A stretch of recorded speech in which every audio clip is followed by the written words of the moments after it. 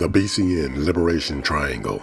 Black Christian nationalism seeks to change society in order to accomplish the liberation of black people and realizes that we as a people are engaged in a struggle for power and for our survival. We utilize the BCN Liberation Triangle as a godly symbol to Kasanyawatu and bring black people together to create oneness and unity amongst our people, to build a nation within a nation, where we control our own institutions that governs our lives. The Liberation Triangle is a symbol of Kodi, where we voluntarily tax ourselves to fund the black nation, and is the financial basis of building a nation. The Liberation Triangle is also a symbol of Kazi, which is communal work and responsibility, where we collectively work together on a common program that's designed to liberate the African diaspora from the oppression, exploitation, and brutality of our colonial oppressors. Through Kasanyawatu, Kodi, and Kazi, we will once again build the kingdom of heaven on earth for our people throughout the African diaspora. As black Christian nationalists all over the world, we pledge to let the power of the Liberation Triangle work its wonders in us, to take the power of the Liberation Triangle to African people across the world. May God and the black nation be our witness that we exist to take black Christian nationalism to black people everywhere.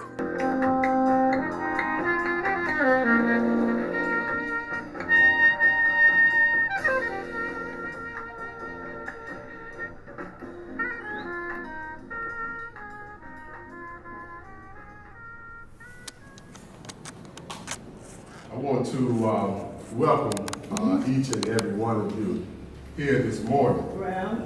And though our numbers are light at this point, I need for you to understand very clearly that you are some of the most intelligent black people on the planet. And you're good looking too.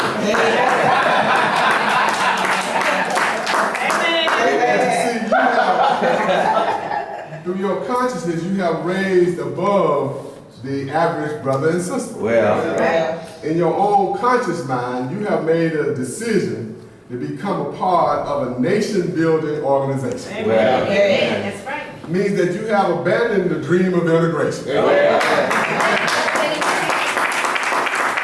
special kind of black person. That's right. Now, let's be real. Most black people out there still holding on to the dream of integration. Believe that somehow, some way.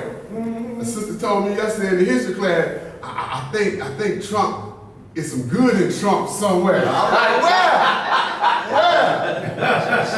where? Can't you see? Open your eyes and see. So you are separate and apart, and God has selected you and made you separate and apart as leadership of black people. You clearly understand the need for us to build a world of our own. Yes. And you give commitment, time, and dedication to that effort. So that makes you a very special black person. You provide leadership everywhere that you go. And I'm honored to be a part of you and working with you in this nation-building effort. Amen? Amen. BCN Teachers number 8 says very clearly, properly interpreted, the Bible is a history of God's relationship with African people. That's right. Just understanding that simple notion means that we are aware of more than what black people do, because most black people are still tied to a white theology of the church and the Bible and religion. Without a correct BCN interpretation of the Bible has served to confuse and enslave a powerless black nation. That's right. Waiting in vain for a deliverance on earth to some mystical place in the sky. And that's why when you start talking about BCN philosophy to folks and they're holding on to this idea, man, you messing with their God, you messing with their heaven experience. And they automatically will be very defensive. So we have to be humble when we're talking to our brothers and sisters, because we are really shaking their foundation. Well, Many of our brothers and sisters have built their whole life on this idea. that's right. You know, I take a whole lot of stuff for white people because when I die, Well, I'm gonna get my milk and honey in the sky after I die. well, My gold and slippers, and so when you start messing with that, you watch out now. Be aware of what black folks are dealing with. In the Pan-African Orthodox Christian Church, we believe that our deliverance will be manifested through the meaningful participations of the programs and disciplines in the church. well, In other words, we are creating heaven right here on earth. that's right. Amen. We're not trying to wait for heaven after we die. We believe that heaven is an earthly experience based on our relationships with each other and what we build and put together for ourselves while we are on this planet. Amen. Amen. Amen. We believe that God is an infinite field of cosmic energy and creative intelligence, out of which all things are created. That's right. We're not stuck to any backward pagan notion about a God being a white man on a cloud somewhere, orchestrating the lives of every human being on the planet. Right. We have long time abandoned that idea. And because we had abandoned that, God led us to this place right here. Amen. We see the universe as a divine system, full of energy. There's no place absence of energy. Right. And we are energy beings. That's right. When your heart stops beating, and that's an electrical process, what do? They try to shock you with some more electricity Well, to get your heart back to beating again. Yeah. It's an electrical energy process. Yes. When you create a thought in your brain, that's an energy process. Yeah, that's right. The synapses in your brain fire up. That's an energy. We are energy beings. That's right. Our problem is that we have been disconnected from the energy field. And we have been taught a foreign understanding of what God is. A white man on a cloud somewhere. That's very pagan notion of God. We have a deeper intellectual understanding of what God is and how God works. Now, we are conscious when we are plugged into that energy field. In other words, we are very aware of our environment. Well, All animals on this planet, all life forms that survive and progress, have to be conscious of their environment. that's right. You can feel the breeze coming through the trees. You can tell when it's getting ready to rain, right? Or when it's going to snow. You can make predictions because you're plugged into that energy field. You know when some negative energy comes into the field. You can feel what Donald Trump is all about. Well, And it makes you conscious and aware that you need to be actively involved in doing something for ourselves. Prepare ourselves for the problems that lie ahead. That means you're plugged in. That's how we see God. Cosmic energy directed by creative intelligence. That's right. We have to be very clear on that. That's the foundation that we stand on, and that's what separates us from other black churches. uh-huh. Let's That's talk right. about the Bible. Make it plain. How the Bible serves us. The Bible for us is a history book. It is a history of black nations and how they have attempted to deal with their own reality in the time in which they live. Let's be very clear on that the very foundation of the Bible is a story of various black nations interacting with each other, Well, trying to survive and live in a limited environment. Okay? And that those basic moral ideas that we find in the Bible are African-centered ideas. Oh, Comes yeah. out of an African culture and perspective, a communal culture and Well. perspective. We understand that very clearly, and if it was not for the Old Testament that connects us to this clear idea that this is African theology, then we would not have no Bible. right. And the New Testament could not stand but on the Old Testament. Well, What we also need to understand is that we use the Bible for those historical lessons that's in the Bible, so that today we don't have to repeat the errors of the past. Right, that's right. If we study how God has treated other black nations in the past, it helps us to understand what we need to be about in the present to build a better future for our children. Amen? that's right. That should be very clear. That's What should right. also be clear is that the Bible was put together also during a time of exploitation and oppression. That we had foreigners, the Greeks and the Romans, to come in as conquerors of these black nations. And then took our spiritual system and began to interpret it through their own limited vision. And then they wrote it in the book. And they have us to believe that what they wrote in the book is true for us as it was for them. But that's not the case. So there's some foundational truth coming out of African history and culture that is the essence of the Bible. But then there's contamination there by the Greeks and the Romans. And they're continually putting out various new versions every day. Those are white people's versions. We have not written a Bible since the days of the Old Testament. And since that time, everything else has been a misinterpretation of the ideas, the theories of African people by white people. So we need to understand that. There's some positive truth and value in the Bible. There's some corruption and misinterpretation. There's liberation. There's colonization. There's genocide. There's wars. All of this is in the Bible. So we go in there for what will serve us, and we leave all the rest of that mess alone. That's the only value it is to us. And as conscious black people, we have created a new Bible. See, we have to continue to be on the progressive side of history. Our new Bible is called Black Christian Nationalism. And if you're a Black Christian nationalism, you must have the Black Christian Nationalist Bible. On your shelf. Some of us got 2 and 3 copies of it. Really, multiple times. And we see Jeramogi, our baby, as a prophet of God. That's right. Okay, now that we got that settled, now let's move on to some other things. We say that we cannot understand the Bible without understanding the history that produced the Bible. What was going on in the world at the time that people began to put together these ideas that we call moral barometers, that we call the Bible. Well, our subject for today is the Book of Obadiah. And this is the shortest book in the Bible.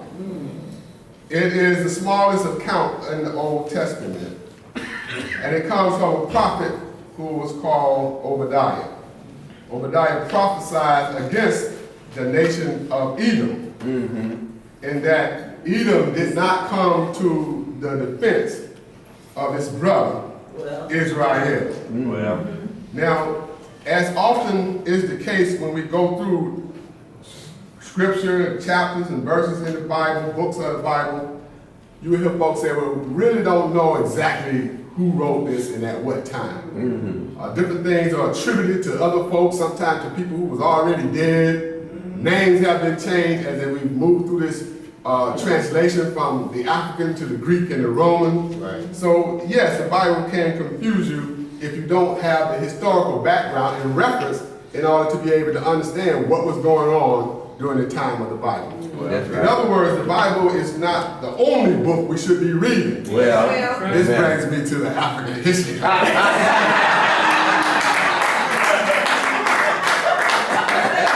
haven't seen some of y'all. And it's not just for you. It's for your family. It's for your friends. It's for your neighbors. To set you free. Set us free. Because we clearly understand in order to be able to serve black people, we need to know black people. We need to know our history upside down, left and right. And that's the foundation on which we stand. And like Malcolm said, then you can run them down the street with nothing but what? Nothing but the truth. So they estimate that sometime around 607 and 586 BC, in order to make this relevant with other things that happened in the Bible and that are mentioned in Obadiah, that we will give this date. But we need to also understand that this date is a tentative date. We're trying to fit things in. As we have already said in other classes, everything don't fall in the natural order. Right. That's in the Bible. That's right. In other words, the Bible is a Greek word that means little books. Yeah. And it's a combination of different things that was put together to become what we call the Bible. Well. Some things were left out for various reasons. Of course, when the Greeks and the Romans had something to do with it, they left a lot of stuff out because it was directly related to black people. Yeah. And they was making changes. Council of So, that's right. So we need to understand that very clearly. But it talks about a contentious relationship that goes back in time with the ancestors. The Edomites, who were descendants of Jacob's twin elder brother Esau. So that's the connection with the Edomites is Esau, the brother, the twin brother of Jacob. The one came out of the womb of Rachel, and the others had his hand on the heel of that. You remember that story. They are the sons of Isaac. Isaac and Rebekah, and the grandsons of Abraham and Sarah. So that's the biblical connection, and it was said that Jacob stole the birthright of Esau. And these are some symbolic symbols that represent that at one time we were one, and then there was a division among us. And that division led ultimately to the detriment of both. That's the story behind the story right there. But the Edomites continue to carry, you know how we hold on to grudges, right?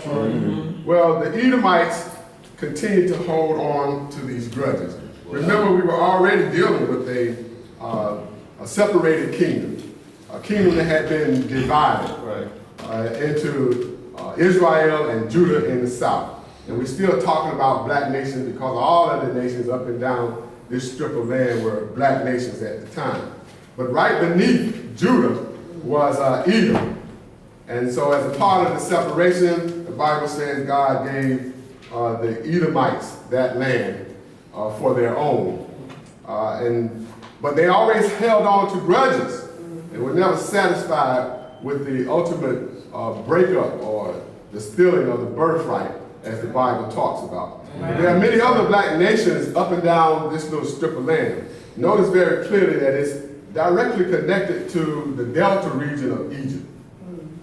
And Egypt was definitely the most powerful nation at this time.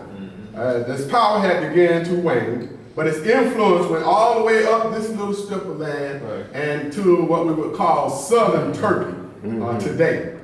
And it had fortresses there, economic relationships there. They found unks and other kinds of things in the graves there. The Phoenicians wore the same hats that they wore in Egypt. The Phoenicians were called Canaanites in the Bible. And the Canaanites were a lot of different tribes in this particular area.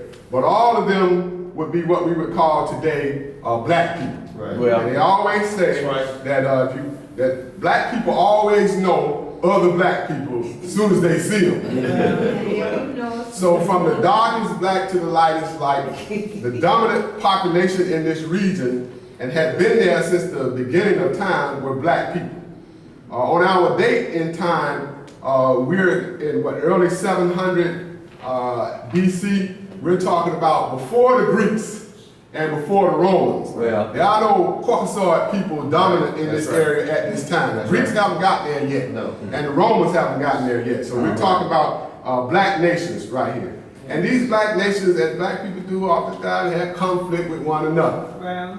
And sometimes they not see themselves as a united force, and it's because not seeing themselves as a united force, other outside nations would come in and afflict all of them, one at a time, because they were not united again. This is after the fall of Egypt, which controlled all of that area, and everybody was, of course, was united under Egypt's influence. I'm talking about African people in Egypt, and that paid tribute. Their spiritual system, their economic system was all tied to the Nile Valley and the great African civilizations of the Nile Valley. But as they began to wane, then all of these independent governing states now began to seek out power for themselves. Okay, we're no longer under the control of Egypt, so hey, we can control our own state. And we might want to be with you and we might not. And we want that little land that you got right there. It's closer to the water and we got a lot of animals that need that water. So it developed conflict among these many separate nations. And then nations from the outside would come in and exploit and oppress them. Now if you see at the map at the top there, you see a series of mountains there. These mountains represent the highlands and the caves out of which the Caucasoid people began to migrate out of during the last, at the last ice age began to retreat. That was sometime around 10,000 BC, the ice began to retreat. And those people who had been caught into those caves, you know the white man always starts his history off as what? The caveman. They began to come out of those caves, and as they came out of those caves into these southern lands, this was a migration of them, coming down by the 2000 BC, their numbers had increased to such a number that they began to threaten the states that existed there. Because they had been locked into the ice, they were still hunter-gatherers. When you had already had known how to domesticate animals and plants. So you had fields of grain and cattle and sheep and other kinds of things out there. When they came out, they wanted it all for themselves. And they did not know about how to ask for it. They came out and take it. They've been taken ever since. I want you to know the people that we're talking about. One particular group of these folks at the time in which we're talking about were called the Assyrians. I call them mad dog Assyrians. These were some bad white boys. They were cutting off people's heads. They was flaying them. You know what flaying it is, right? Taking the time to pull somebody's skin off, you know? And they was doing this to all the nations that they conquered. So they were one of the threats in the region at that time.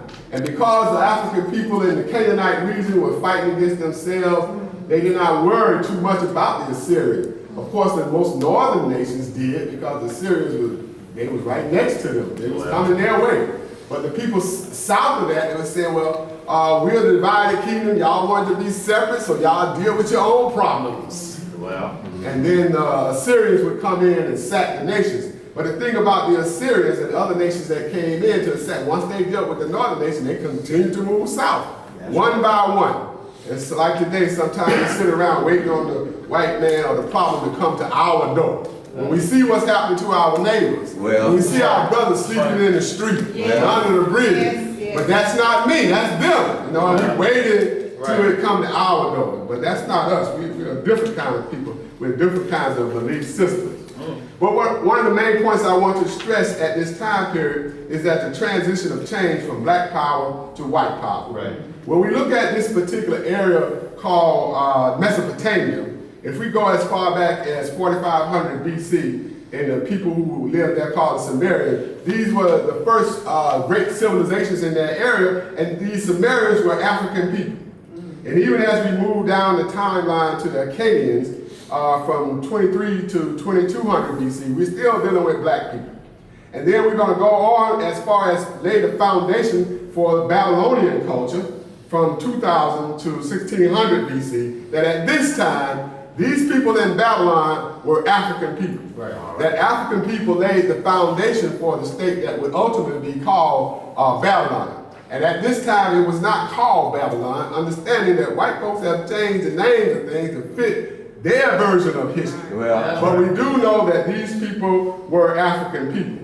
Now, from about 2000 BC, as you can see where the Assyrian culture, now white folks are beginning to move in. And so now we're beginning to have a mixing of the population and eventually a takeover by white folks called the Assyrians. And there were some prized places in Mesopotamia.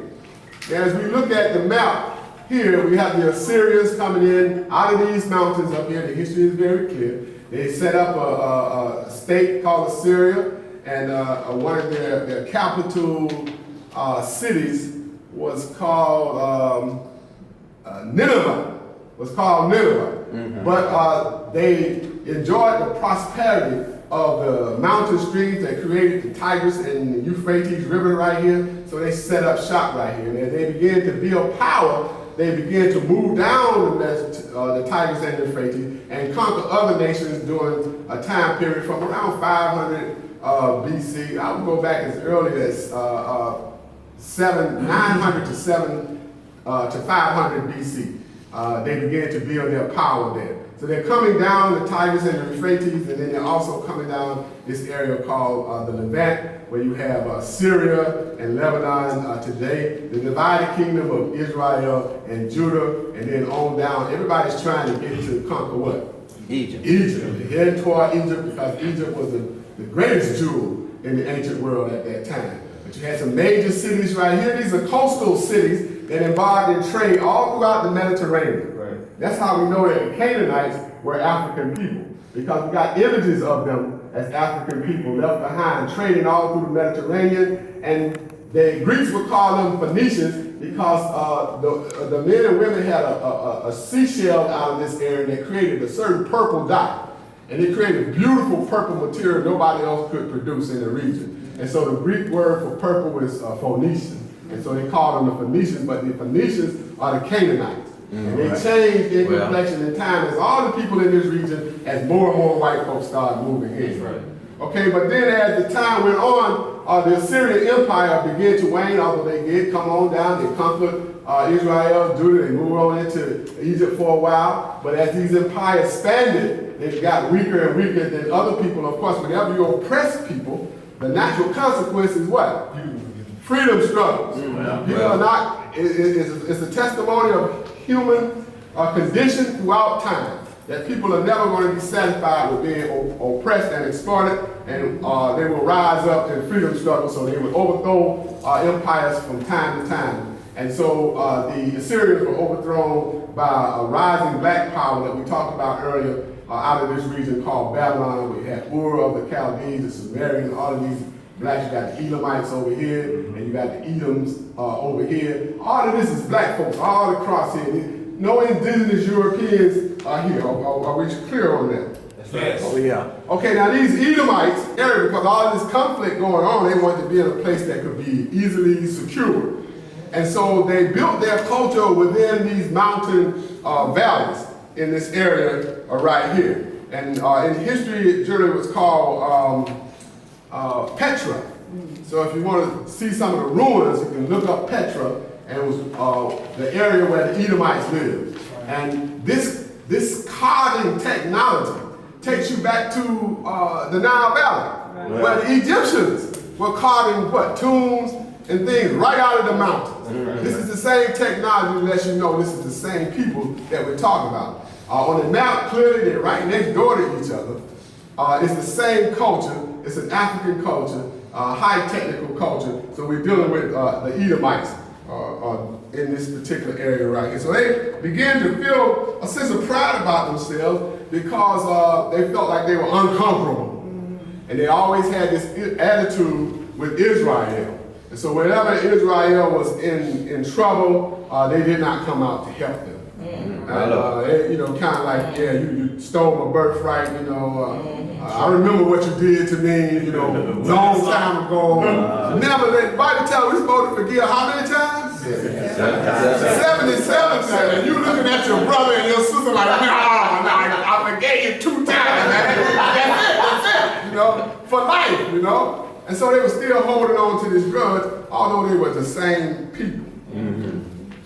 Okay, so as time moved on, then the Babylonians would come together under African rulership. They would overthrow the Assyrians and reinstate African power, and they would move into Israel, threaten Israel. This is under Nebuchadnezzar II.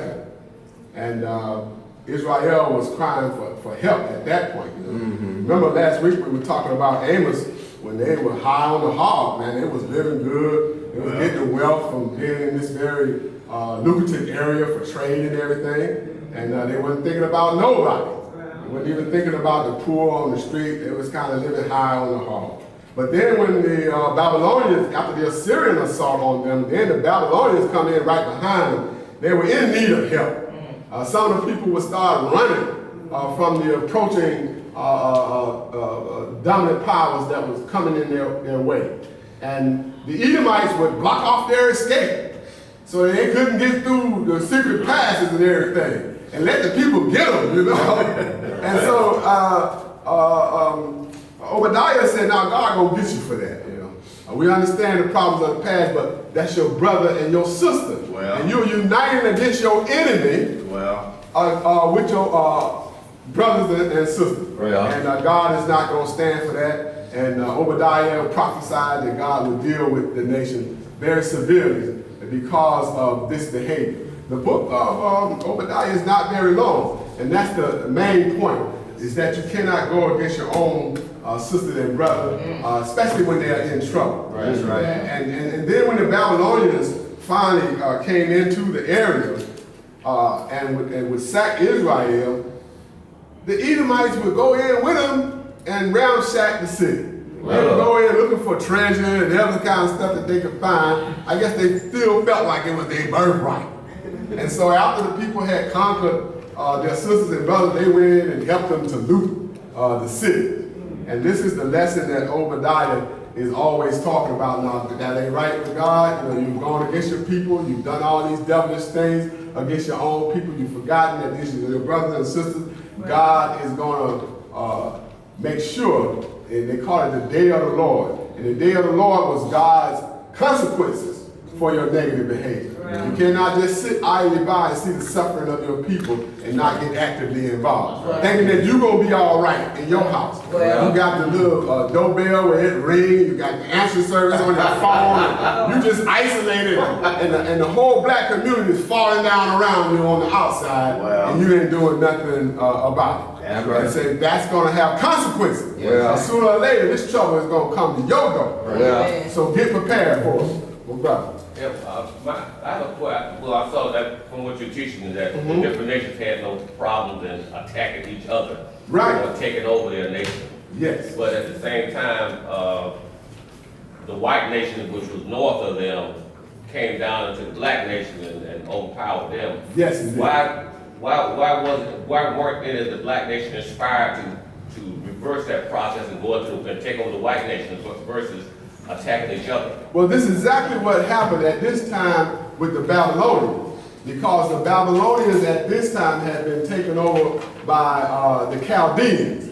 And it says Ur of the Chaldees is where Abraham has come from. We always know that Abraham was black, so all the people within there were black people. Mm-hmm. But when armies came down from the north, sometimes these brothers and sisters were more tied up into farming and just maintaining a good society, and they weren't really ready for the war that was coming over the hill. Mm-hmm. And so sometimes they were easily conquered by these Assyrians and others that would come down from the north. But as I mentioned earlier, after a while of conquest and domination and slavery and exploitation, God gonna always send somebody that's gonna motivate the people. Hey, wait a minute, now this is not for us. Right. God didn't create us to be the slaves of these Assyrians. Let's rise up and overthrow these Assyrians. And that's what happened to the Assyrian Empire, is that these black nations began to unify, begin to understand very clearly that it might be good to hook up with some other black folks and get these white folks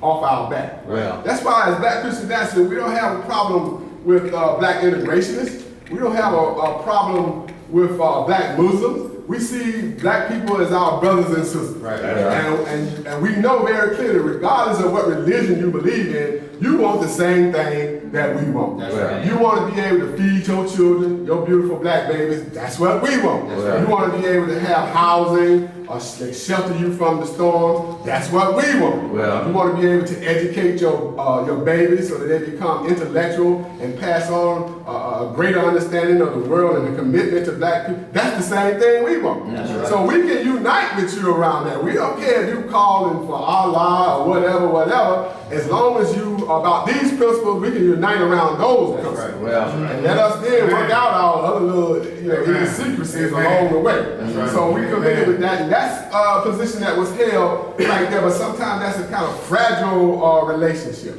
Because egos, this is the same thing we're talking about. Israel had got so powerful, egos get in the way, and then you begin to think, well, I'm greater than everybody else. Wow. And the lesson that we're learning from the Bible is that we don't want to do that. Right. We want to be open, we want to unity is what we started off talking about. Oh, yeah. So we're always looking for unity and how to bring black people in, or at least how to connect with black people. I tell in the history class, you don't have to join the shrine, but you can support us. Clearly, let us talk about what we're doing. We're talking about feeding black people. You got a problem with that? They're like, no. I said, we talking about building the nation. They said, no. I said, well, you can support us around those things like that. And then sooner or later, God will direct you to make a decision. We always want to plant seeds. That's right. So this is what was going on. And then Babylon came in, however, under the leadership of the new king, and then a sack. They was building their own empire. And they was bringing in everything that wasn't tight. And so by this time, Israel and Judah had already been conquered a couple of times, and they were not able militarily to withstand this new emerging force coming out of Babylon. Now this Babylon eventually would fall once again because it's still vying for power in that area right now today. That's right. What we're talking about is what we're doing as Black Christian nationalists is a continuation of this same struggle that was going on before. White folks are still in power there, calling themselves the Assyrians. Right. The Russians are trying to move in and take over this land as well. You still got black people in southern regions fighting against white folks. You don't see it all in the news. They only show you the white people. Right. Yeah. But it's black people still over there today in those regions, especially in the southern parts of the regions, because after a while, these whites, as they move in, they begin to push the black folks further south.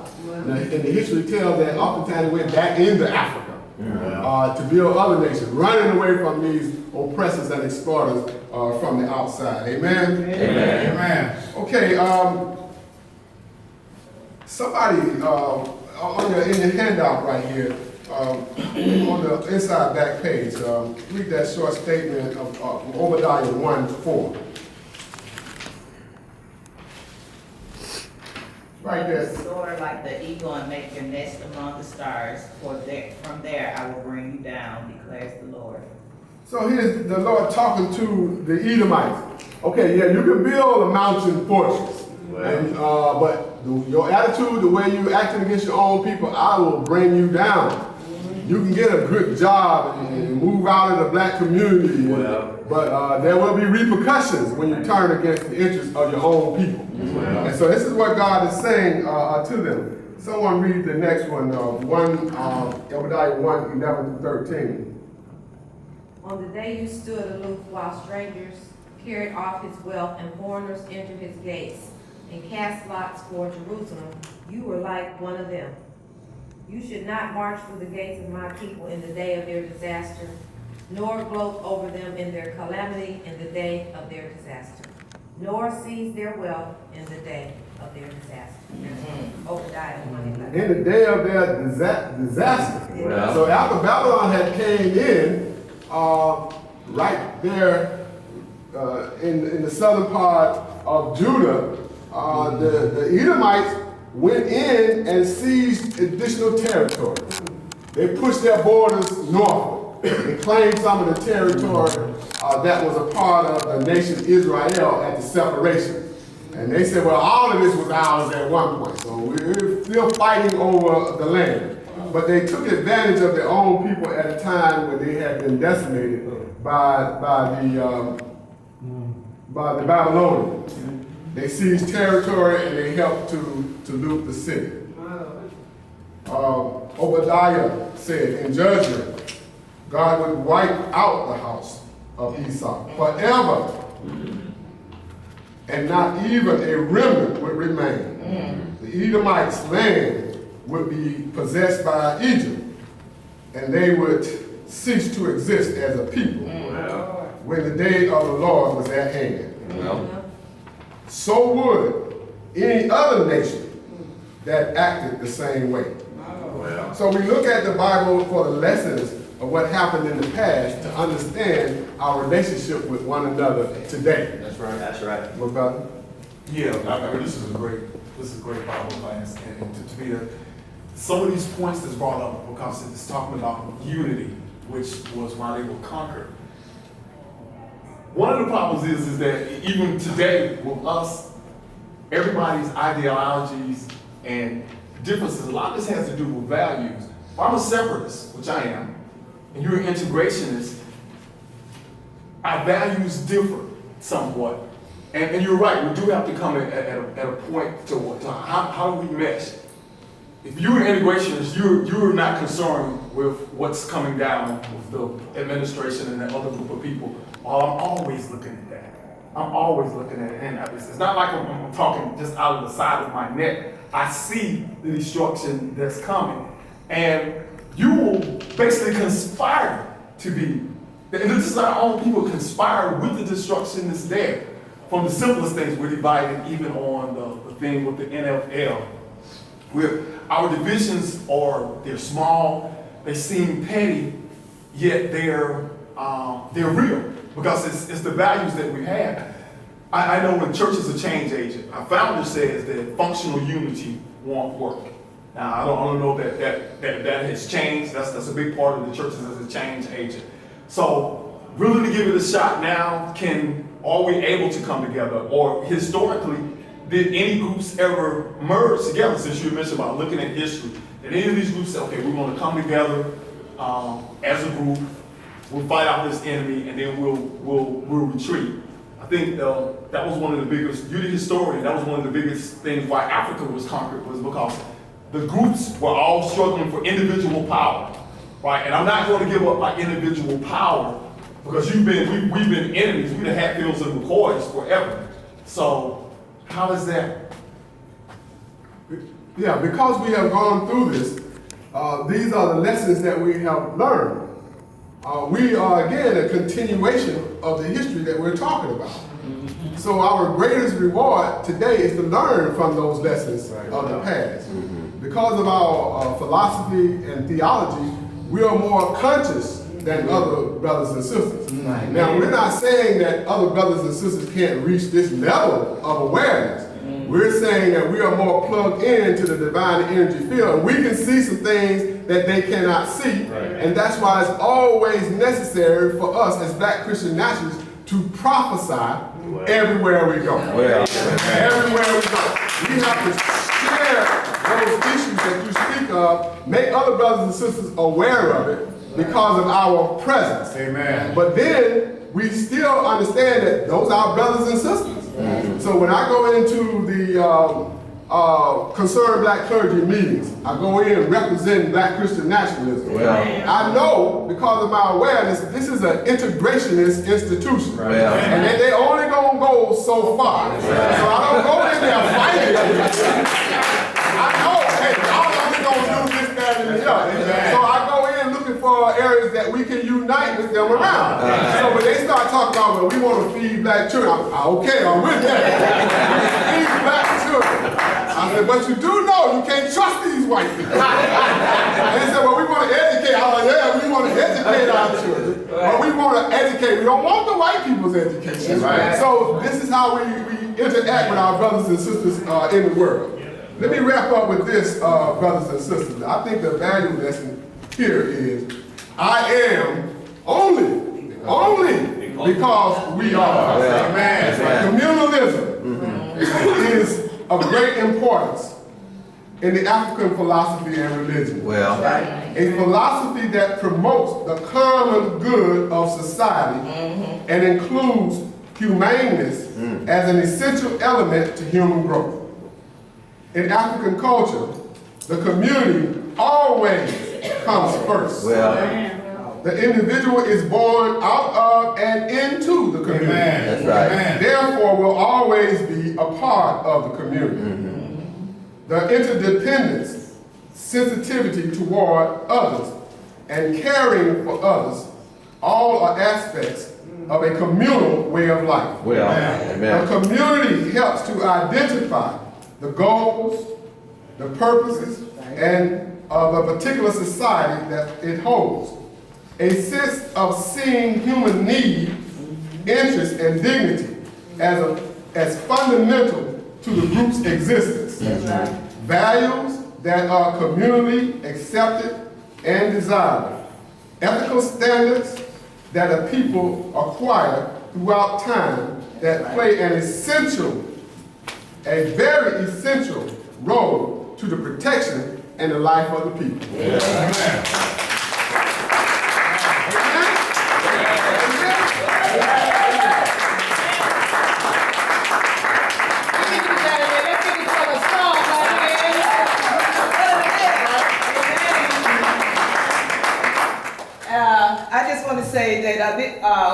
this is interactive Bible class. If you have questions or something that you are not really sure of that in terms of what the scholars are doing to you, you can talk to them after Bible class. Amen? Amen. And I look like I see some people like still have some more questions.